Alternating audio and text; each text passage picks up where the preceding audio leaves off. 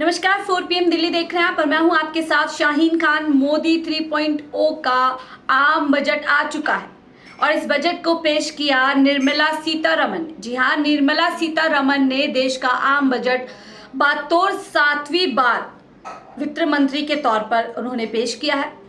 तकरीबन 1 घंटा 21 मिनट का उनका पूरा आम बजट के दौरान भाषण रहा, जिसमें कई तरीके से ये दावा किया जा रहा है कि तकरीबन देश के हर वर्ग का इस बजट के समय पर ध्यान रखा गया।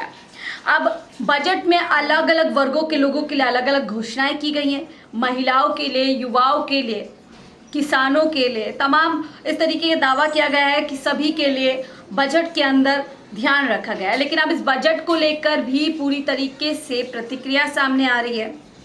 जहां इसको विकसित भारत का बजट बताया जा रहा है सत्ताधारी पार्टी की तरफ से, तो वहीं विपक्षी दल इसको कुर्सी बचाओ बजट बोल रहे हैं। बजट पेश किया गया सदन के अंदर, तकरीबन 1 घंटा 21 मिनट सीतारमण पूरा बजट के दौरान भाषणबाजी करती हैं। कई तरह से अब इस बजट को देखा जा रहा है। उम्मीद की जा रही थी कि यह आम आदमी के लिए इस बजट के अंदर होगा। नया पूरी तरीके से टैक्स जो सिस्टम है उसको यहाँ पर पेश किया गया है। तमाम क्या क्या इस बजट में खास बातें रही हैं वो आप तक बताती हूँ उससे पहले, लेकिन जो प्रतिक्रिया है वो भी आपको बताएंगे। लेकिन पहले सुन लेते हैं, जान लेते हैं कि आखिरकार इस बजट में खास क्या है।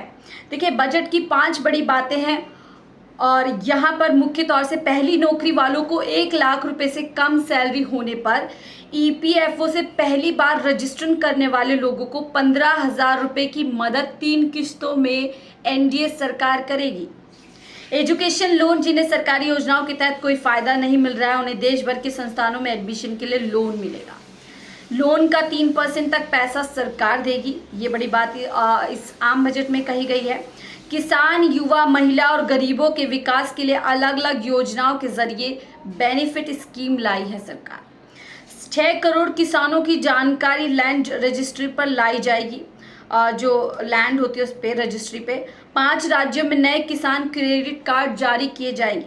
तो ये बड़ा यहाँ पर जो है सरकार ने, अगर मैं देखिए पूरा इसको बाइफिकेशन करती हूँ किस तरीके से, रक्षा में तकरीबन 4,54,773 लाख रुपए का बजट, ग्रामीण विकास, अलग अलग पूरा एक बजट स्लैब रखा गया तमाम वर्गों के लिए।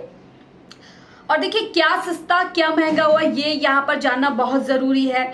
पहले बात कर लेते हैं सस्ते की कि क्या क्या सस्ता हुआ है। कैंसर की दवाइयाँ सस्ती हो गई। 3 ऐसी दवाइयाँ जो कैंसर के इलाज में इस्तेमाल की जाती हैं वो सरकार ने यहाँ पर सस्ती करने की बात की है। मोबाइल फ़ोन और चार्जर वो सस्ते होंगे। सोलर पैनल देखिए, मोदी सरकार लगातार सोलर पैनल की बात करती है कि घर घर तकरीबन कई करोड़ घरों में जो है सोलर पैनल लगाए जाएंगे, वो सस्ते किए गए हैं। चमड़े की वस्तुएं, गहने, जो इम्पोर्टेड सोना होता है वो सस्ता कर दिया गया है। चांदी सस्ती कर दी गई है। हीरा, प्लेटिनम, स्टील और लोहा, इलेक्ट्रॉनिक्स का सामान वो सस्ता हो गया है। क्रूज यात्रा और सी फूड और फुटवियर, ये तमाम चीज़ें हैं जो सरकार ने सस्ती करने की बात की है। वहीं दूर संचार उपकरण, PVC प्लास्टिक, सिगरेट और हवाई सफ़र, ये यहाँ पर महंगा हो गया। हालांकि मोदी सरकार ये बात कहती रही है कि चप्पल पहनने वाला भी कहीं ना कहीं हवाई यात्रा कर पाएगा, लेकिन अब जैसे यहाँ पर सरकार ने इस बजट में महंगे करने की बात की है हवाई यात्रा को, तो ऐसे में जो बात की गई थी कि चप्पल पहनने वाला भी हवाई यात्रा कर सकेगा, वो सिद्ध होती हुई नज़र यहाँ पर नहीं आ रही है। और देखिए, और जो प्रस्ताव रखे गए, महिलाओं और लड़कियों को लाभ पहुँचाने वाली योजनाओं के लिए 3 लाख करोड़ रुपए सरकार ने बजट दिया। पूर्वोत्तर क्षेत्र में इंडिया पोस्ट पेमेंट बैंक की 100 से अधिक शाखाएं स्थापित की जाएंगी। राष्ट्र की खाद्य सुरक्षा सुनिश्चित करने के लिए पोलावरम सिंचाई परियोजना का समापन, यानी कि यहाँ पर किसानों को साधने का काम किया गया है। हालांकि इस पूरे बजट को लेकर के देखिए अब अलग अलग बात भी आ रही है। कुछ और बिंदु है उस पर भी चर्चा कर लेते हैं। MSME को बिजनेस जारी रखने के लिए स्पेशल क्रेडिट प्रोग्राम सरकार जो है इस 2024 और 25 के सेशन में रखेगी। मुद्रा लोन की रकम बढ़ा दी गई है, जो पहले 10 लाख हुआ करती थी अब वो 20 लाख रुपए कर दी गई है। अगले साल में सिडबी की नई ब्रांच खोली जाएंगी। फूड सेफ्टी लैब खोलने के लिए एमएसएमई की मदद की जाएगी। 500 टॉप कंपनियों में 1 करोड़ युवाओं को इंटर्नशिप दी जाएगी, ये बड़ी बात है।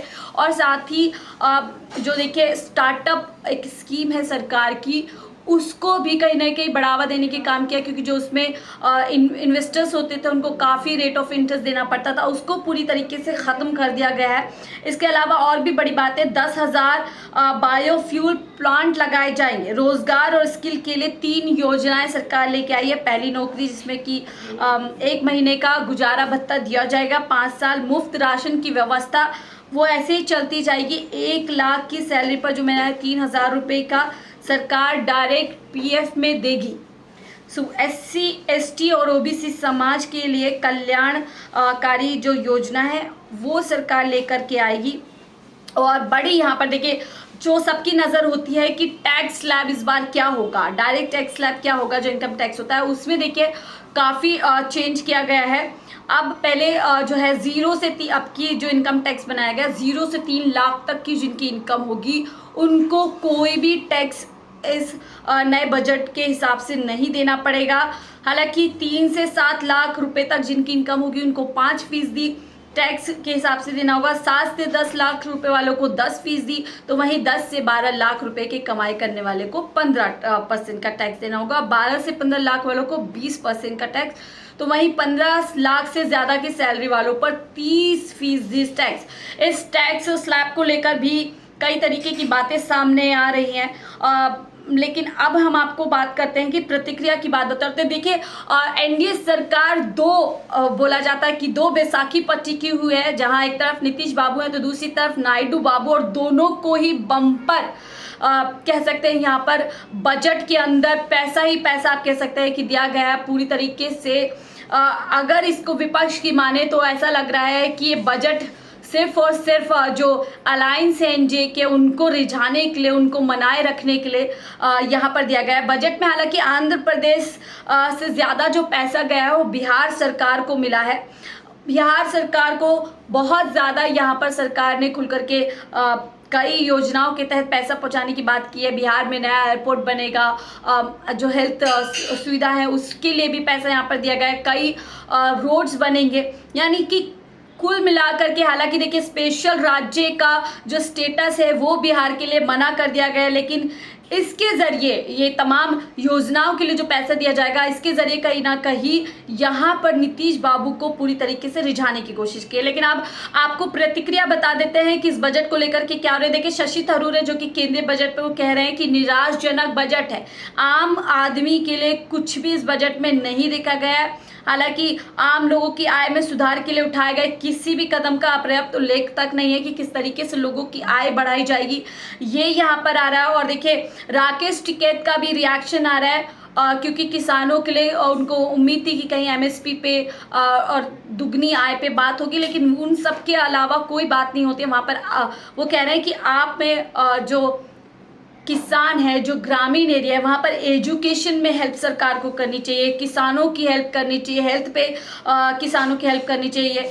तो इस तरीके की योजना है जिसके लिए किसान जो है वहाँ पर उम्मीद बनाए बैठा था। लेकिन दूसरी तरफ देखिए आम आदमी पार्टी की तरफ से भी रिएक्शन आ रहा है। इस बजट में सबसे ज़्यादा उम्मीद देश के अन्नदाताओं को थी और उन्हें उम्मीद थी कि सरकार उनकी फसलों के एमएसपी को बढ़ाएगी, लेकिन ऐसा नहीं हुआ। इसके विपरीत इस तरीके से जो है कहीं ना कहीं ऐसा बजट सामने आया जिससे लग रहा है कि ऊँट के मुंह में जीरा देना जो है उस हिसाब से है। और आपको देखते हैं देखिए वहीं अगर हम बात करें, अखिलेश यादव भी इस बजट को लेकर के प्रतिक्रिया दे रहे हैं। वो कह रहे हैं बजट भी ना उम्मीदगी का ही पुलिंदा है, शुक्र है इंसान ही हालातों में भी जिंदा है। बड़ा कटाक्ष यहाँ पर पूरे बजट को लेकर के एनडीए सरकार पर किया जा रहा है। डिम्पल यादव भी कह रहे हैं कि महिलाओं के लिए कुछ भी नहीं लाया गया, उनके सशक्तिकरण को। और देखिए कांग्रेस के एमपी हैं वो कह रहे हैं नायडू नीतीश साहब से डरा हुआ बजट है ये, यानी उनसे डरते हुए कहीं वो सरकार का पल्ला छुड़ाकर ना भाग जाए, एनडीए सरकार को नुकसान ना कर दे, तो उनसे डरते हुए ये बजट,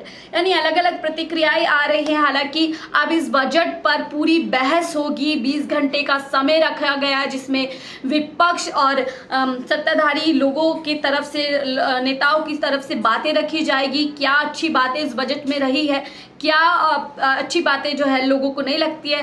तमाम 20 घंटे का बहस का समय है जो कल से शुरू होगा, आज के लिए स्थगित कर दी गई है। बहरहाल आप इस पूरे बजट को लेकर के क्या सोचते हैं हमें कमेंट बॉक्स में ज़रूर बताइएगा। क्या आपको ये एक संतुलित बजट लगता है? जिस तरीके से मोदी सरकार कहती है सबका साथ सबका विकास, क्या बजट में भी सबका साथ और सबका विकास आपको दिखाई देता? कमेंट बॉक्स में अपनी राय जरूर दीजिएगा। फिलहाल के लिए मुझे दीजिए इजाजत। आप देख रहे थे 4 PM दिल्ली।